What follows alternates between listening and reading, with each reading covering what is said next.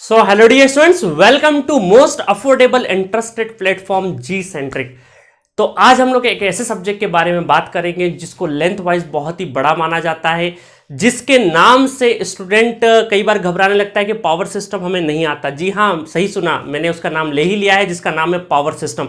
इस सब्जेक्ट को अगर सीखना है ना तो आपको कम से कम कुछ फंडामेंटल नॉलेज होना चाहिए, कुछ बेसिक चीज़ों का नॉलेज होना चाहिए। और इसमें ये सब्जेक्ट कम से कम 3 to 4 सब्जेक्ट का नॉलेज मांगता है, like control system, network, electrical machine, ठीक है। और इनको बहुत ही क्रिएटिव फॉर्म में पढ़ना पड़ता है अगर इस सब्जेक्ट को वाकई किसी एग्जाम के लेवल पे, किसी कॉम्पिटिटिव एग्जाम्स के लेवल पे अगर हमको प्रिपेयर करना है तो।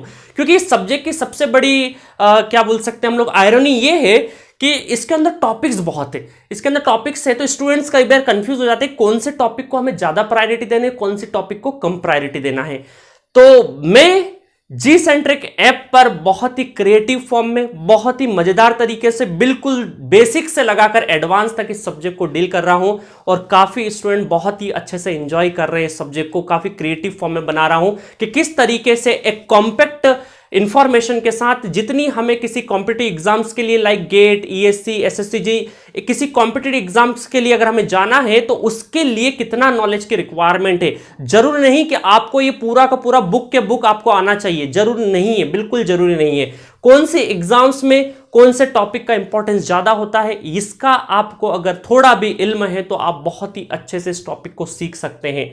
क्योंकि machine, electrical machine and power system, these are the 2 fundamental subjects. अगर आपके फंडामेंटल्स बहुत ही अच्छे हैं तो इन दोनों सब्जेक्ट्स को बहुत ही अच्छे से सीखा जा सकता है। अभी मैं बात कर रहा हूं पावर सिस्टम की और आपके लिए ट्रेलर में पेश है इसका एक नमूना, जिसके अंदर आप पाएंगे किस तरीके से जी सेंट्रिक एप्लीकेशन पे, जो कि प्ले स्टोर से डाउनलोड की जा सकती है, उस पर किस तरीके से लेक्चर चल रहा है। उसका ट्रेलर देखिए। वोल्ट एम्पेयर यूनिट क्या है? Volt ampere. वोल्ट एम्पेयर मतलब multiplication of voltage and current. इसका जो बड़ा यूनिट है केवीए और एमवीए, दोनों हो सकते हैं, ठीक है।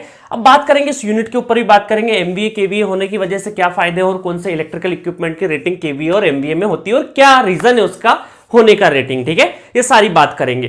तो ये सारी बात करने से पहले मैं आपको बताना चाहूंगा कि यहां पर हम लोग इसको, अगर इस डिस्कशन को थोड़ा सा आगे बढ़ाएं तो सिंपली अगर आपको वोल्ट एम्पेयर रेटिंग है कॉम्प्लेक्स पावर का, तो अगर रेफरेंस फेजर के बाद यहां पर वोल्टेज का कोई पॉजिटिव एंगल है, और मैंने ऑलरेडी बताया कि फेजर में पॉजिटिव एंगल कहां होता है? Anti clockwise. और नेगेटिव एंगल कहां होता है? Anti clockwise. सॉरी, गलत बोल दिया हूं।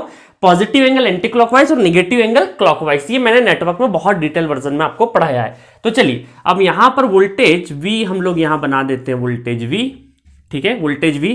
और इसका कोई एंगल दे देते हैं हम लोग, क्या दे देते हैं? Theta V। उस एंगल को दे देते हैं θ1 और इसको दे देते हैं θ2। थोड़ी देर के लिए समझ में आ जाएगा। θ2 दे देते हैं तो माइनस कॉमन ले लेंगे तो θ2 इक्वल टू क्या हो जाएगा? θV माइनस θI, जो कि किसके बराबर है? जो θ2 है वो क्या है? θ1। ये θV माइनस θI को क्या लिख सकते हैं हम लोग? θ1 लिख सकते हैं, तो माइनस θ1 हो जाएगा। इसका मतलब हम क्या बोल सकते हैं यहां पर कि अगर मैंने θ1 को पॉजिटिव लिया है तो विथ रिस्पेक्ट टू θ1, θ2 क्या है हमारा?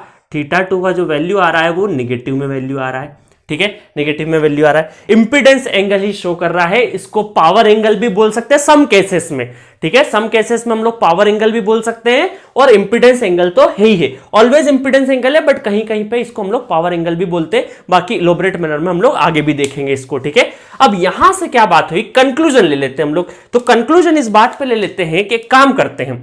अब ये कैसे आइडेंटिफाई करेंगे एक्टिव पावर्स का? तो देखो, रजिस्टर और रजिस्टर कॉमन है, रजिस्टर तो क्या है? दोनों में कॉमन है, ठीक है, ठीक है। तो इस तरीके से हम लोग ये जो अपरेंट पावर है ये हीटिंग को भी रिप्रेजेंट करता है, ठीक है, हीटिंग को भी हम लोग बोल सकते हैं रिप्रेजेंट करेगा। अब आपका सवाल होगा सर एक्टिव पावर भी तो करेगा, तो दैट इज द कलेक्शन है, तो दोनों में इसमें हीटिंग तो रहेगी ही रहेगी, तो अल्टीमेटली अपरेंट पावर में भी क्या रहेगी? हीटिंग का इंडिकेशन रहेगा। तो इस तरीके से आपका कॉम्प्लेक्स पावर का पूरा डिस्कशन ओवर होता है। आपको सिर्फ क्या ध्यान रखना है, ऐसे ये 2 इक्वेशंस आपको ध्यान रखना पूरे डिस्कशन से। ये फेजर्स आपको बहुत ज्यादा काम के नहीं है, बट आपको आइडिया आना चाहिए कि कंजुगेशन आता कहां से असल में, ठीक है। और पावर देखो power transfer refers to the stability, power ज्यादा ट्रांसफर मतलब मोर स्टेबल, पावर कम ट्रांसफर मतलब लेस स्टेबल, अनस्टेबल नहीं हुआ, बट ये लेस और ज्यादा होते जाएगा कम होते जाएगा, तो इसका मतलब सिस्टम बिकम क्या हो जाएगा, अनस्टेबल हो जाएगा। ठीक है, तो यहां तक क्लियर है आपको इतनी चीजें।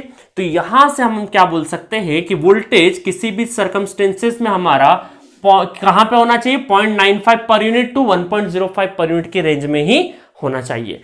सो ये तो सिर्फ ट्रेलर था, इसका अगर फुल वर्जन देखना है जिसके अंदर बहुत ही ज्यादा हम लोगों ने न्यूमेरिकल डिस्कस करे हैं विद थ्योरी, जितना सफिशिएंट थ्योरी होना चाहिए वो सब कुछ डिस्कस किया है, और अगर इसका फुल वर्जन आपको देखना है तो आज ही डाउनलोड करिए अपने प्यारे प्ले स्टोर से, जी सेंट्रिक टाइप करिए, जी सेंट्रिक ऐप को डाउनलोड करिए, उसके अंदर स्टोर सेक्शन में जाइए, स्टोर सेक्शन में आप अपनी रिस्पेक्टिव ब्रांच जो कि इलेक्ट्रिकल है उसको सिलेक्ट करिए।